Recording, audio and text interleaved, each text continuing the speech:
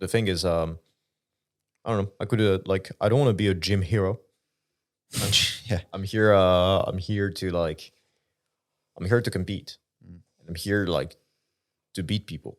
And I'm here to rank as best as I can be. That's all that matters. And I would advise people who want to get started in powerlifting just to get started, because that's experience. Like none of Alex's squad will count in competition. Sorry, I missed that. None of your squats will count in competition because you squat high. And then in competition, you get told off. And then you get the experience of, oh, I need to squat lower. Yeah, I had that when I was competing in grappling. I was like, I lost, and it gives you pointers to what you need to work on. And I think you don't get that same sort of vision, or you don't get that same sort of pointer if you don't compete.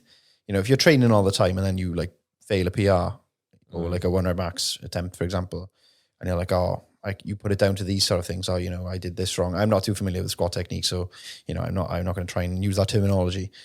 But I think if you fail that, you can sort of blame it on other things. But then if you go to a competition and then you get judge feedback or professional feedback, you can sort of take that and then you know what to improve on. It's the same with bodybuilding. You know, they give judge feedback to the athletes, and then they go back and then they retrain. And then they just do that again. So I think it is very important to compete in powerlifting, because you know where you're going to go wrong and what you're doing wrong. It is extremely important also from a skill perspective. Competing is really a skill. Yeah. Like, I know a lot of people, like the guy actually I beat at Junior Nationals, Max Guab. Shout out to you, Max. I love you. But Max, the thing with Max is that at least at 74, he's gone up to 83. Hopefully that will make this better, but maybe the cut or something.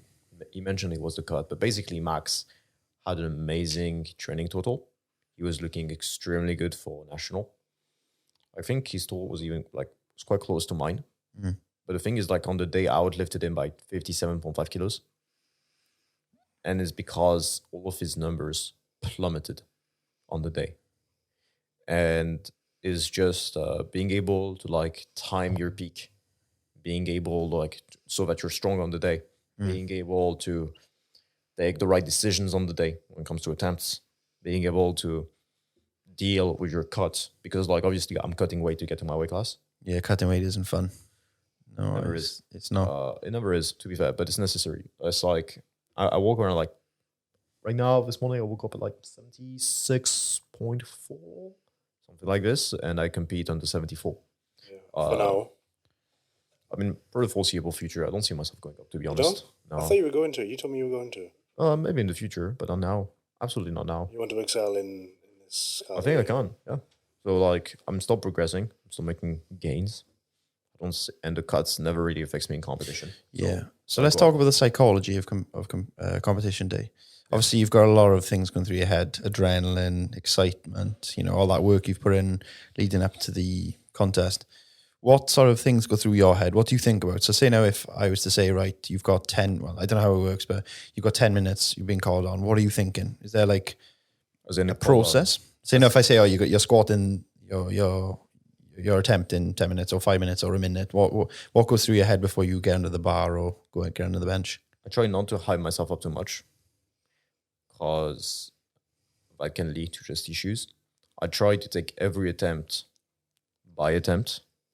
I'm not, when I do my first attempt, just be present then. Yeah. I'm not thinking about my third attempt when I do my first. I'll do my first, I'll just move it as well as I can. I'll do my second, I'll just move it as well as I can. I'll just do my third and I'll move it as well as I can.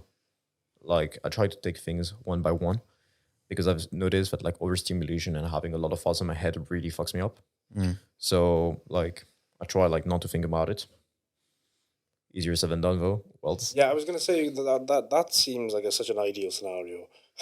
No, but like ideally you want to, like, again, it's like squatting and like squat volume. You want to get to the ideal, but at the same time you need, like, things don't always go to plan and you just account for them. Yeah, but in the thought process as well, like, I can't imagine, you know, the majority of people just being able to not think about their third attempt and then on their first. I mean, it must be a learned skill. Surely. I think that's what makes people elite and who can't reach that sort of level, though, because you know you can prepare as much as you can physically, but sometimes the psychological factors can weigh you down more than an actual injury. Because you can, it's not overcome an injury, but you can sort of like, you've done this before, and we spoke on a Zoom call earlier this week, and I was voicing my concerns about injury, and doesn't get injured. And you were saying like some people think their back hurts when in reality it doesn't, but they're just painting this picture in their mind of their back hurting, but it's not. So I think your psychological profile can trump that a lot. It kind of hurts. It's more like you're not harmed. Like you don't have physical like ailments. You know what I mean? It's not like your back may be hurting. Like I had this once where I was stuck to a bed for like 2 days, but then I was back to training 2 days later. The thing is, like, a lot of times it's a lot of like just like pain is not the same as being injured, and there are ways to get around, but it's more like staying calm in that situation, not panic. But no, yeah. Regarding this and competing, I think it's experience. I think that's why people need to compete more. Okay, I will say this. I think the people that load 35 kilos on a bar for the last attempt on squats have 3 times the balls of people that squat 200 and say they're not strong enough to compete. Yeah. So like me then. Yeah, you don't squat 200 though. But if I did though, but I'm that guy who thinks he just can't do it. At depth though? At depth? We'll find out later. Honestly, I hate you, bro. Don't even.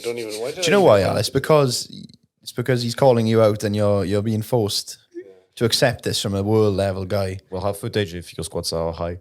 Yeah, we're actually filming a session as well, so I'm going to be further roasted on camera in 4K. But I think competition is the best form of discipline as well. You know, it sends you onto like another level of motivation. I think if you competed, I think your mindset would change so much. I wouldn't be so fat, and I'd probably actually make gains, because I just feel like there are no stakes.